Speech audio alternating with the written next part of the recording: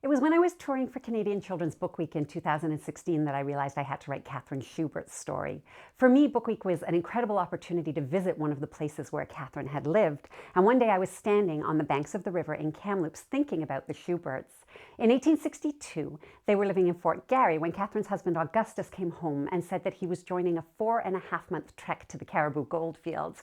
Catherine was pregnant with their fourth baby at the time, and still she said, "Well, you're not going without me." So she put a child in a basket on either side of her horse, had her husband carry their toddler, and it was like that they crossed the prairies and climbed through the treacherous passes of the Rocky Mountains.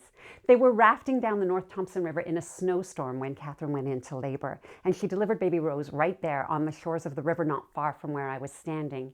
And Catherine's story became one of the 10 that I included in Fierce, Women Who Shaped Canada, which was published by Scholastic, and the fabulous illustrations were done by Willow Dawson. I chose the 10 women I wrote about in Fierce, Women Who Shaped Canada, because I was so inspired by the fact that I'd never heard Catherine Schubert's story before, just like I'd never heard the stories of any of the women in the book before. And I wanted to know why there was so little written about them when they were people in history doing amazing things.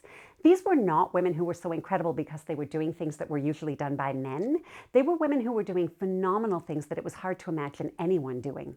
Thanadelthur, a young Dene woman, was still a teenager when she led 150 Nahiawak on a 10-month journey across the frozen tundra to establish peace between their nation and hers.